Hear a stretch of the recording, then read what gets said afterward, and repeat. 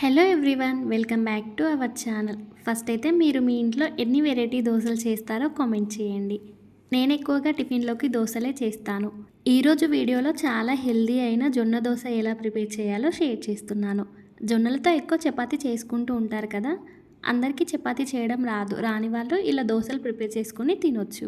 ముందుగా ఈ దోశ ప్రిపేర్ చేయడానికైతే గిన్నెలోకి ఇక్కడ నేను చిన్న టీ గ్లాస్తో కొలిచి తీసుకుంటున్నాను. మీరు మీకు సరిపడా తీసుకోండి. నేను 2.5 గ్లాస్ వరకు జొన్నల్ని తీసుకున్నాను. ఇంకో గిన్నెలోకి 1 గ్లాస్ మినపప్పును తీసుకోవాలి. నేను ఇక్కడ పొట్టు మినపప్పుని యూస్ చేస్తున్నాను. మీరు నార్మల్ పొట్టు లేని పప్పును కూడా తీసుకోవచ్చు.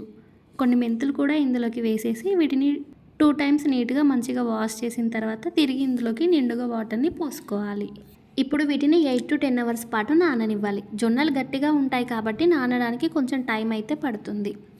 10 అవర్స్ తర్వాత నేను పొట్టు మినపప్పును తీసుకున్నాను కదా, దీన్ని ఒకసారి రబ్ చేస్తూ పొట్టుపోయేలాగా మంచిగా నీట్గా వాష్ చేసుకోవాలి. జొన్నలు కూడా మంచిగా నానిపోయాయి. ఇప్పుడు మిక్సీ జార్ తీసుకొని ఫస్ట్ అయితే పప్పునైతే గ్రైండ్ చేసుకోవాలి. కొద్దిగా వాటర్ని యాడ్ చేసుకొని పప్పుని మెత్తగా గ్రైండ్ చేసుకోవాలి.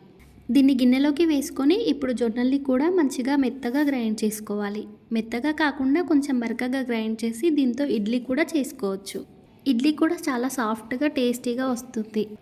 కొన్ని వాటర్ యాడ్ చేసుకుంటూ జొన్నల్ని స్మూత్ పేస్ట్ లాగా గ్రైండ్ చేసుకోవాలి. గ్రైండ్ చేసిన తర్వాత గిన్నెలోకి వేసుకొని పప్పుతో పాటు మంచిగా మిక్స్ అయ్యేలా మంచిగా కలుపుకోవాలి. దీనిపై మూత పెట్టుకొని ఓవర్ నైట్ ఫర్మెంట్ చేయాలి. చూడండి, మార్నింగ్ కల్లా పిండి అయితే ఇలా మంచిగా పులుస్తుంది. ఇప్పుడు ఇందులోకి టేస్ట్కి సరిపడా సాల్ట్ని వేసుకొని కొద్దిగా వాటర్ని యాడ్ చేసుకొని పిండిని కలుపుకోవాలి. దీనిపై మూత పెట్టి పక్కన పెట్టేసి ఈ దోశలకి కాంబినేషన్గా కొబ్బరి చట్నీ అయితే ప్రిపేర్ చేస్తున్నాను. నేను ఎలా చేస్తానో చూసేయండి.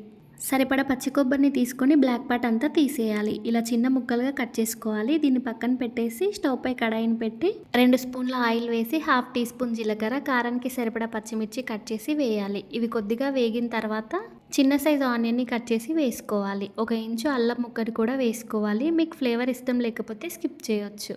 ఇవన్నీ మంచిగా ఫ్రై అయిన తర్వాత ఇందులోకి మనం ముందుగా పొట్టు తీసుకున్న పచ్చి కొబ్బరిని యాడ్ చేసుకోవాలి.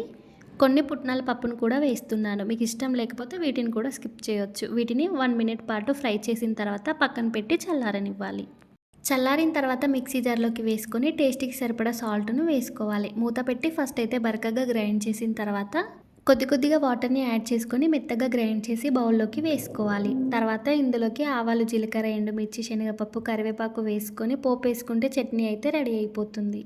మరి పిండి రెడీగా ఉంది కదా, ఇప్పుడు దోశనైతే వేసేసుకుందాం. ప్యాన్ హీట్ అయిన తర్వాత ఒక 2 గరిటెల పిండి వేసుకొని దోశనైతే వేసుకోవాలి. పల్చగా కావాలంటే పల్చగా, మందంగా కావాలంటే మందంగా.